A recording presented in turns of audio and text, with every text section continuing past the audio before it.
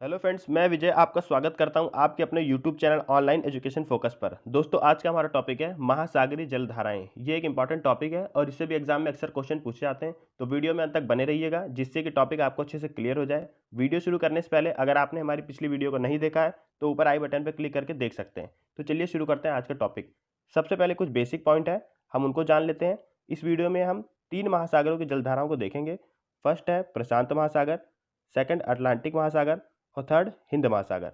और इसमें बहने वाली गर्म और ठंडी जलधाराओं को भी देखेंगे। अब ये हमारी पृथ्वी है। पृथ्वी को 2 बराबर भागों में बांटने वाली काल्पनिक रेखा को क्या कहते हैं? भूमध्य रेखा कहते हैं। भूमध्य रेखा कितने डिग्री अक्षांश पे होती है? 0 डिग्री अक्षांश पे होती है। और भूमध्य रेखा के ऊपर का जो भाग होता है उसे कहते हैं उत्तरी गोलार्ध। भूमध्य रेखा के नीचे का जो भाग होता है उसे कहते हैं दक्षिणी गोलार्ध। अब उत्तरी गोलार्ध में सबसे ऊपर होता है ध्रुव, जिसे हम कहते हैं उत्तरी ध्रुव। और दक्षिणी गोलार्ध में सबसे नीचे होता है ध्रुव, जिसे हम दक्षिणी ध्रुव कहते हैं। अब देखिए, भूमध्य रेखा का तापमान कैसे होता है? गर्म होता है। और ध्रुवों पर तापमान कैसा होता है? ठंडा होता है। अब जो जलधारा की डायरेक्शन भूमध्य रेखा से ध्रुव की तरफ होगी वो कैसी होगी? गर्म जलधारा होगी। और जिस जलधारा की डायरेक्शन ध्रुव से भूमध्य रेखा की तरफ होगी वो कैसी होगी? ठंडी जलधारा होगी। इसी तरह से दक्षिणी गोलार्ध में भी जिस जलधारा की डायरेक्शन भूमध्य रेखा से ध्रुव की तरफ होगी वो होगी गर्म जलधारा। और जिस जलधारा की डायरेक्शन ध्रुव से भूमध्य रेखा की तरफ होगी वो होगी ठंडी जलधारा। अब देखिए, ये हमारी पृथ्वी है, ये उत्तरी गोलार्ध, ये दक्षिणी गोलार्ध। देखिए, उत्तरी गोलार्ध में जलधारा की दिशा क्लॉकवाइज होती है, मतलब घड़ी की दिशा में होती है। और दक्षिणी गोलार्ध में जलधारा की दिशा एंटी क्लॉकवाइज होती है, मतलब घड़ी के विपरीत दिशा में होती है। तो दोस्तों, यहाँ पे हमने सभी पॉइंटों को देखा और समझा।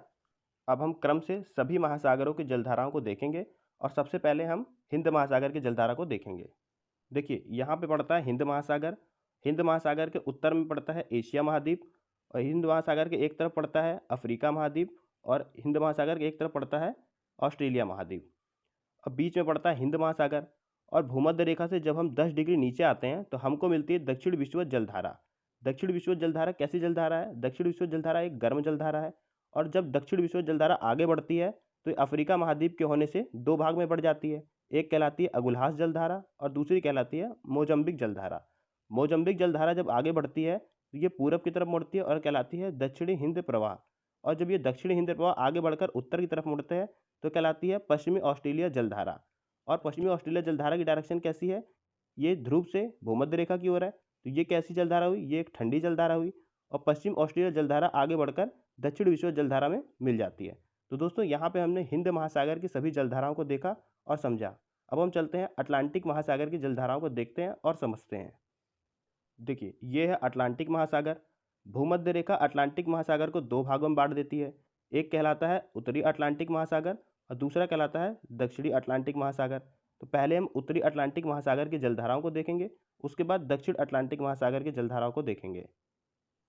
देखिए, अब है उत्तर अटलांटिक महासागर में जब हम भूमध्य रेखा से 10 डिग्री ऊपर आते हैं तो हमको मिलती है उत्तर विषुवत जलधारा। और उत्तर विषुवत जलधारा जब आगे बढ़ती है तो इसका एक भाग चल जाता है कैरेबियन सागर में और एक भाग चल जाता है सीधा, जिसे हम एंटीलीज जलधारा कहते हैं। और यहाँ फ्लोरिडा की खाड़ी से एक जलधारा आती है जिसे हम कहते हैं फ्लोरिडा जलधारा। फ्लोरिडा जलधारा आगे बढ़ती है और आगे जाके एंटीलीज जलधारा के साथ मिल जाती है और यहाँ पे बनती है गल्फ स्ट्रीम जलधारा। गल्फ स्ट्रीम जलधारा बहुत इंपॉर्टेंट जलधारा है। ये विश्व की सबसे तेज बहने वाली जलधारा है और इसे यूरोप का गर्म कंबल के नाम से जानते हैं। फिर जब गल्फ स्ट्रीम जलधारा आगे बढ़ती है और ऊपर से एक जलधारा आती है बेफिन की खाड़ी से जिसे हम कहते हैं लेब्राडोर जलधारा। ये लेब्राडोर जलधारा की डायरेक्शन कैसी है? ये ध्रुव से भूमध्य रेखा की ओर है, तो ये एक ठंडी जलधारा है। और गल्फ स्ट्रीम जलधारा और लेब्राडोर जलधारा जहाँ मिलती हैं वहाँ पे फॉग का निर्माण होता है। फॉग यानी कोहरा। और फॉग मछली पालन के लिए बहुत अच्छा माना जाता है। फिर ये जलधारा आगे बढ़ती है और कहलाती है उत्तर अटलांटिक प्रवाह। और उत्तर अटलांटिक प्रवाह आगे बढ़कर 3 भाग में बढ़ जाता है। एक आइसलैंड के नीचे जाती है जिसे हम कहते हैं इरमिंजर जलधारा। और एक फ्रांस के पास जाती है जिसे कहते हैं रेनेन जलधारा। और एक नीचे की तरफ भूमध्य रेखा की तरफ आती है जिसे हम कहते हैं कनारी जलधारा। अब ये कनारी जलधारा की डायरेक्शन कैसी है? ध्रुव से भूमध्य रेखा की तरफ है, तो ये कैसी हुई? ये एक ठंडी जलधारा हुई। और हमको इसमें याद रखना है कनारी जलधारा को, लेब्राडोर जलधारा को और गल्फ स्ट्रीम जलधारा को। मगर गल्फ स्ट्रीम जलधारा कैसी है? गल्फ स्ट्रीम एक गर्म जलधारा है। देखिए, उत्तर अटलांटिक महासागर में पाया जाता है सारगैसो सागर। अब इस सारगैसो सागर क्या है? देखिए, सारगैसो सागर उत्तर अटलांटिक महासागर में चारों ओर प्रवाहित होने वाली शांत जल के क्षेत्र को सारगैसो सागर कहते हैं। सारगैसो सागर की खासियत यह है कि यहाँ पे ज़मीन नहीं होने के बावजूद भी बड़ी मात्रा में सारगैसो घास पाई जाती है। इस घास को पुर्तगाली भाषा में सारगैसम कहते हैं, जिसके नाम पर इसका नाम सारगैसो सागर रखा गया। अब हम देखते हैं दक्षिण अटलांटिक महासागर की जलधाराओं को। देखिए, दक्षिण अटलांटिक महासागर में जब हम भूमध्य रेखा से 10 डिग्री नीचे आते हैं तो हमको मिलती है दक्षिण विषुवत जलधारा। और ये दक्षिण विषुवत जलधारा जब आगे बढ़ती है तो दक्षिण अमेरिका महाद्वीप के होने की वजह से ये टकराती है और नीचे की तरफ मुड़ती है, जो कहलाती है ब्राज़ील जलधारा। अब ब्राज़ील जलधारा की डायरेक्शन कैसी है? भूमध्य रेखा से ध्रुव की ओर है, तो ये कैसी है? ये एक गर्म जलधारा हुई। और उसके नीचे से आती है एक फॉकलैंड जलधारा। अब फॉकलैंड जलधारा की डायरेक्शन कैसी है? ध्रुव से भूमध्य रेखा की ओर है, तो ये कैसी हुई? ये एक ठंडी जलधारा हुई। अब गर्म जलधारा और ठंडी जलधारा जहाँ मिलती हैं वहाँ पे फॉग का निर्माण होता है, और फॉग मछली पालन के लिए अच्छा माना जाता है। ये दोनों जलधाराएं यहाँ से मुड़ती हैं पूरब की तरफ और कहलाती हैं दक्षिण अटलांटिक प्रवाह। और ये दक्षिण अटलांटिक प्रवाह जब आगे बढ़ता है अफ्रीका महाद्वीप के पश्चिमी तट से टकराता है और कहलाता है बेंगुएला जलधारा। अब बेंगुएला जलधारा की डायरेक्शन कैसी है? ध्रुव से भूमध्य रेखा की ओर है, तो ये कैसी हुई? ये एक ठंडी जलधारा हुई। और बेंगुएला जलधारा आगे जाकर दक्षिण विषुवत जलधारा में मिल जाती है। तो हमको यहाँ पे किसको किसको याद रखना है? हमको यहाँ पे याद रखना है बेंगुएला जलधारा को और फॉकलैंड जलधारा को। तो दोस्तों अब हम देखेंगे प्रशांत महासागर की जलधाराओं को। देखिए, भूमध्य रेखा प्रशांत महासागर को दो भागों में बांटती है। एक कहलाता है उत्तर प्रशांत महासागर और दूसरा कहलाता है दक्षिण प्रशांत महासागर। प्रशांत महासागर के एक तरफ पड़ता है एशिया महाद्वीप और ऑस्ट्रेलिया महाद्वीप, और दूसरी तरफ पड़ता है उत्तर अमेरिका महाद्वीप और दक्षिण अमेरिका महाद्वीप। अब हम उत्तर प्रशांत महासागर की जलधाराओं को देखेंगे, उसके बाद हम दक्षिण प्रशांत महासागर की जलधाराओं को देखेंगे। देखिए, प्रशांत महासागर में जब हम भूमध्य रेखा से 10 डिग्री ऊपर जाते हैं तो हमको मिलती है उत्तर विषुवत जलधारा। जब ये उत्तर विषुवत जलधारा आगे बढ़ती है तो किस नाम से जानी जाती है? क्यूरेशियो जलधारा के नाम से जानी जाती है। और ये क्यूरेशियो जलधारा जब आगे बढ़ती है तो इसका एक भाग चला जाता है जापान सागर में, जिसे हम सुशीमा जलधारा के नाम से जानते हैं। फिर क्यूरेशियो जलधारा का एक भाग आगे बढ़ता है और आगे जाके इसमें एक जलधारा मिलती है जिसका नाम है ओयासियो जलधारा। ओयासियो जलधारा आगे आकर क्यूरेशियो जलधारा के साथ मिलती है। और ओयासियो जलधारा की डायरेक्शन कैसी है? ध्रुव से भूमध्य रेखा की ओर है, तो ये कैसी जलधारा हुई? ये एक ठंडी जलधारा हुई। फिर ये प्रवाह आगे बढ़ता है और उत्तर प्रशांत जल प्रवाह के नाम से जाना जाता है। और इसमें एक जलधारा और मिलती है आगे जिसका नाम है क्यूराइल जलधारा।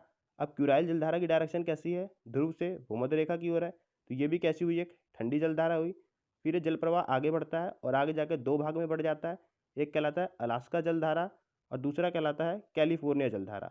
अब कैलिफोर्निया जलधारा की डायरेक्शन कैसी है? ध्रुव से भूमध्य रेखा की ओर है, तो ये भी कैसी हुई? एक ठंडी जलधारा हुई। और इसमें हमको याद रखना है कैलिफोर्निया जलधारा, क्यूराइल जलधारा और ओयासियो जलधारा को याद रखना है। अब हम देखते हैं दक्षिण प्रशांत महासागर की जलधाराओं को। देखिए, दक्षिण प्रशांत महासागर में जब हम भूमध्य रेखा से 10 डिग्री नीचे आते हैं तो हमको मिलता है दक्षिण विषुवत जलधारा। और दक्षिण विषुवत जलधारा जब आगे बढ़ती है तो आगे ऑस्ट्रेलिया के पूर्वी तट से टकराती है और कहलाती है पूर्वी ऑस्ट्रेलिया जलधारा। और ये पूर्वी ऑस्ट्रेलिया जलधारा जब आगे बढ़ती है तो ये पूर्व की तरफ मुड़ती है और कहलाती है दक्षिण प्रशांत प्रवाह। और जब ये दक्षिण प्रशांत प्रवाह आगे बढ़ता है तो दक्षिण अमेरिका के पश्चिमी भाग से टकराती है और कहलाती है पेरू या हम्बोल्ट जलधारा। अब पेरू हम्बोल्ट जलधारा की डायरेक्शन कैसी है? ध्रुव से भूमध्य रेखा की ओर है, तो ये कैसी जलधारा हुई? ये एक ठंडी जलधारा हुई। और आगे चलकर पेरू हम्बोल्ट जलधारा दक्षिण विषुवत जलधारा में मिल जाती है। तो दोस्तों, हमने तीनों महासागरों की जलधाराओं को देखा और समझा। अब हम चलते हैं अपने क्वेश्चंस पर। देखिए, पहला क्वेश्चन है, विश्व की सबसे तेज बहने वाली महासागरीय जलधारा है? ए गल्फ स्ट्रीम जलधारा, बी लेब्राडोर जलधारा, सी बेंगुएला जलधारा, डी क्यूराइल जलधारा। राइट आंसर है ऑप्शन ए गल्फ स्ट्रीम की जलधारा। अगला क्वेश्चन है, निम्न में से किस महासागर की जलधारा को यूरोप का गर्म कंबल के नाम से जाना जाता है? ए बेंगुएला जलधारा, बी केनारी जलधारा, सी गल्फ स्ट्रीम जलधारा, डी नॉर्वे की जलधारा। राइट आंसर है ऑप्शन सी गल्फ स्ट्रीम की जलधारा। अगला प्रश्न है, किस जलधारा को काली धारा के नाम से भी जाना जाता है? ए क्यूरोशियो जलधारा, बी अंटार्कटिक जलधारा, सी गल्फ स्ट्रीम जलधारा, डी कैलिफोर्निया जलधारा। राइट आंसर है ऑप्शन ए क्यूरोशियो जलधारा।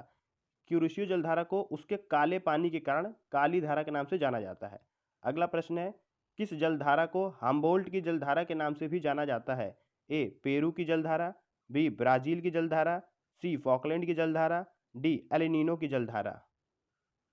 राइट आंसर है ऑप्शन ए पेरू की जलधारा। देखिए, अगला प्रश्न है, समुद्र की गर्म जलधाराएं किस ओर जाती हैं? ए ध्रुवों की ओर, बी भूमध्य रेखा की ओर, सी उष्ण कटिबंध की ओर, डी इसमें से कोई नहीं। राइट आंसर है ऑप्शन ए ध्रुवों की ओर। अगला प्रश्न है, किस सागर के चारों ओर समुद्री जलधारा प्रवाहित होती है? ए चीन सागर, बी जापान सागर, सी सारगैसो सागर, डी मारमारा सागर। राइट आंसर है ऑप्शन सी सारगैसो सागर। अगला प्रश्न है, कौन सी जलधारा दक्षिणी गोलार्ध में बहती है? ए फ्लोरिडा जलधारा, बी केनारी जलधारा, सी हम्बोल्ट जलधारा और डी क्यूराइल जलधारा। राइट आंसर है ऑप्शन सी हम्बोल्ट जलधारा। अगला प्रश्न है, चिली और पेरू के तट से दूर शीतल जल के प्रवाह से बनी धारा क्या कहलाती है? ए एलिनीनो जलधारा, बी हम्बोल्ट जलधारा, सी अगुल्हास जलधारा और डी केनारी जलधारा। राइट आंसर है ऑप्शन बी हम्बोल्ट जलधारा। अगला प्रश्न है, कौन सी 3 गर्म समुद्री जलधाराएं हैं? ए गल्फ स्ट्रीम, क्यूराइल क्यूरेशियो, या बी क्यूरेशियो क्यूराइल कैलिफोर्निया, या सी क्यूरेशियो गल्फ स्ट्रीम केनारी, या डी गल्फ स्ट्रीम मोजाम्बिक या ब्राज़ील। राइट आंसर है option D gulf stream Mozambique और ब्राज़ील।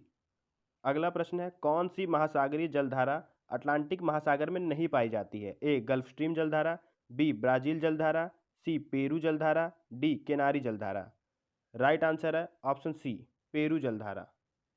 अगला प्रश्न है, निम्न में से कौन सी एक ठंडी जलधारा है? ए क्यूरोशियो जलधारा, बी गल्फ स्ट्रीम जलधारा, सी रेनेन जलधारा, डी लेब्राडोर जलधारा। राइट आंसर है ऑप्शन डी लेब्राडोर जलधारा। अगला प्रश्न है, निम्न में से कौन एक गर्म जलधारा है? ए पेरुवियन जलधारा, बी केनारी जलधारा, सी बेंगुएला जलधारा या डी ब्राज़ील जलधारा। राइट आंसर है ऑप्शन डी ब्राज़ील जलधारा। अगला प्रश्न है, अफ्रीका के दक्षिण पश्चिमी तट पर बहने वाली महासागरीय जलधारा है? ए बेंगुएला जलधारा, बी गल्फ स्ट्रीम जलधारा, सी रेनेन जलधारा, डी लेब्राडोर जलधारा। राइट आंसर है ऑप्शन ए बेंगुएला जलधारा। अगला प्रश्न है, बेंगुएला जलधारा है ए गर्म महासागरीय जलधारा है, बी तीव्र गर्म महासागरीय जलधारा है, सी ठंडी महासागरीय जलधारा है या डी इसमें से कोई नहीं। राइट आंसर है ऑप्शन सी ठंडी महासागरीय जलधारा है। तो फ्रेंड्स, यहीं पे वीडियो होती है समाप्त। वीडियो अच्छी लगे तो वीडियो को लाइक करें, शेयर करें, चैनल को सब्सक्राइब करें, बेल आइकन को प्रेस करें, जिससे मेरी आने वाली हर वीडियो का नोटिफिकेशन आपको मिलता रहे। मिलते हैं फिर अगली वीडियो में, तब तक के लिए जय हिंद जय भारत।